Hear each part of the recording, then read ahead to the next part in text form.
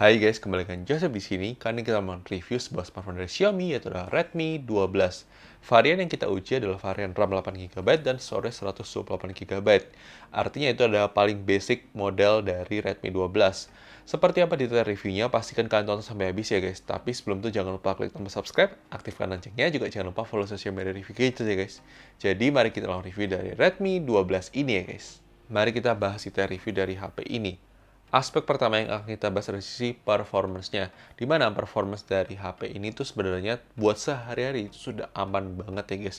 MediaTek Helio G88 dengan RAM 8GB dan storage 128GB-nya itu sudah sangat cukup banget buat penggunaan harian. Untuk sosial media, buat browsing, buat entertainment itu sudah pasti aman banget ya guys. Memang untuk secara benchmark kita uji coba menggunakan Geekbench, kalian bisa lihat skor yang kalian. Kemudian kita uji coba menggunakan 3D Mark, kalian bisa lihat skor yang kalian. Dan terakhir kita uji coba menggunakan PC Mark, kalian bisa lihat skor yang kalian. Overall secara benchmark menunjukkan bahwa performance dari HP ini juga tidak bisa dibilang yang wow banget, tapi menurut kita sih sudah cukup untuk kelas harganya. Kemudian untuk game Mobile Legends sendiri, kita bisa lihat untuk settingnya, level playable-nya, durasi baterainya, semua di layar kalian. Overall untuk game Mobile Legends sendiri itu termasuk lancar ya guys untuk game Mobile Legends di HP Redmi 12 ini. Untuk rata-rata FPS-nya juga kalian bisa lihat di layar kalian ya guys. Kemudian untuk game Genshin Impact sendiri, kalian bisa lihat untuk settingnya, level playable-nya, durasi baterainya, semua di layar kalian. Overall masih bisa kita bilang kalau Genshin Impact ini tuh masih cukup playable. Meskipun memang rata-rata FPS-nya masih di bawah 30 FPS. Tapi ya masih oke lah guys. Maksudnya untuk game masih bisa dijalankan Genshin Impact di harga 2 jutaan lebih sedikit atau 1,9 jutaan untuk varian terendahnya ya guys. Jadi gimana berkait untuk kualitas performance dari HP Redmi 12 ini? Apakah sudah sesuai ekspektasi kalian? Silahkan tulis di komentar ya guys. Kemudian aspek berikutnya akan kita bahas dari sisi kameranya. Di sini kita perlu apresiasi Xiaomi, yaitu masih memberikan kamera ultra wide di kelas harganya.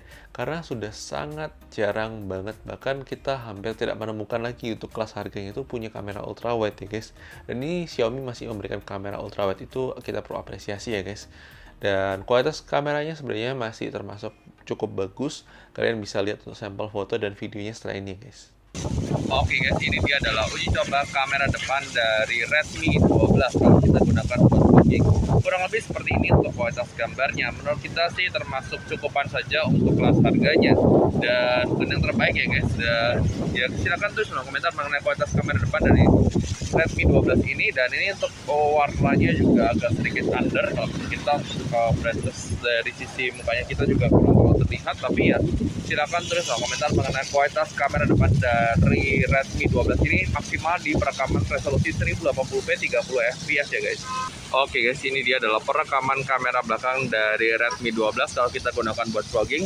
Dia perekaman videonya maksimal di 1080p 30 fps.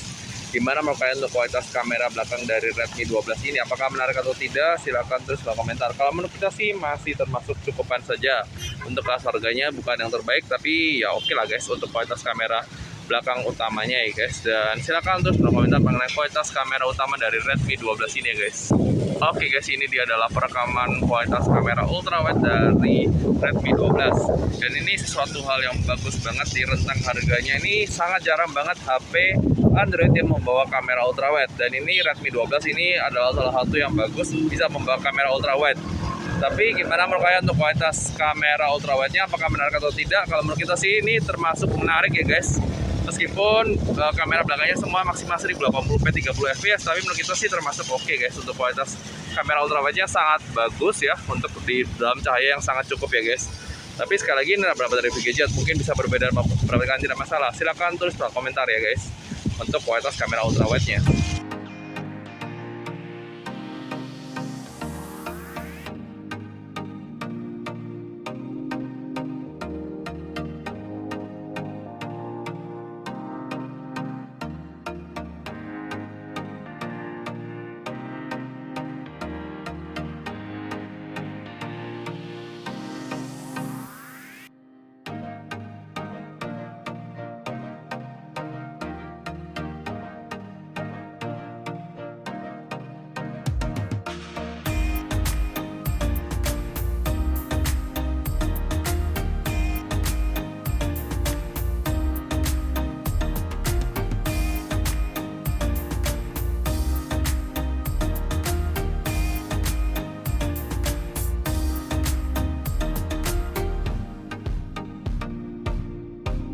Kemudian kualitas layar IPS Full HD Plus 90Hz-nya juga termasuk bagus.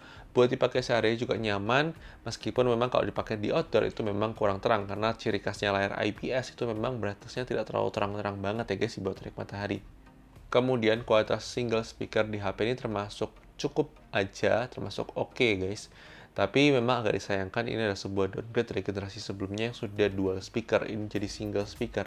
Tapi ini mungkin trade-off yang diberikan Xiaomi agar bisa menekan dari sisi harganya ya guys. Kemudian dari sisi baterai life sendiri, HP ini juga memiliki baterai 5000 mAh yang termasuk awet untuk penggunaan seharian ya guys. Kemudian untuk charging sendiri, HP ini sudah support sampai 18,5 watt fast charging yang butuh waktu sekitar 2 jam 10 menit untuk full charge dari 6% ke 100% ya guys. Kemudian di sisi kelengkapan fitur sendiri, HP ini sudah ada side fingerprint scanner, face unlock, dan air blaster ya guys.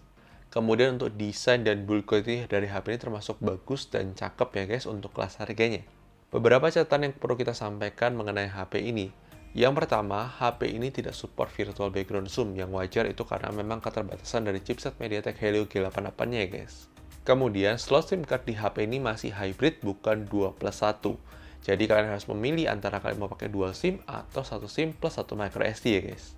Kemudian HP ini tidak memiliki NFC, yang agak disayangkan banget di kelas harganya itu sekarang banyak banget HP yang sudah jualan pakai NFC ya guys. Kemudian HP ini punya IP rating IP53, yang dimana menurut kita sih itu termasuk cukup bagus untuk kelas harganya itu sudah disediakan IP rating tersebut ya guys. Kemudian tidak ada informasi mengenai perlindungan layar yang diberikan oleh HP Redmi 12 ini, dimana di generasi sebelumnya di Redmi 10 itu pakai Corning Gorilla Glass 3, sedangkan di Redmi 12 tidak ada informasi itu sama sekali ya guys. Itu dia tadi adalah detail review dari HP Redmi 12. Silahkan tulis bawah di komentar. Kalau menurut kita sendiri, ini adalah HP yang memang masih layak untuk kalian beli. Bukan yang terbaik untuk kalian pengincar price to performance, tapi untuk all-rounder di kelas harganya, menurut kita sih termasuk cukup bagus untuk dibeli ya guys. Dimana Redmi 12 ini punya kamera ultrawide, itu yang menurut kita itu adalah nilai jual utama ya guys dari HP ini. Desainnya juga cakep dan overall masih nyaman untuk dipakai sehari-hari. Kurang lebih seperti itu yang kita bisa sampaikan mengenai review Redmi 12 ini. Silahkan tulis di komentar. Dan jangan lupa like video ini kalau kalian suka, dislike aja kalau kalian suka, dan sampai ketemu di video selanjutnya guys. Oke guys, bye-bye.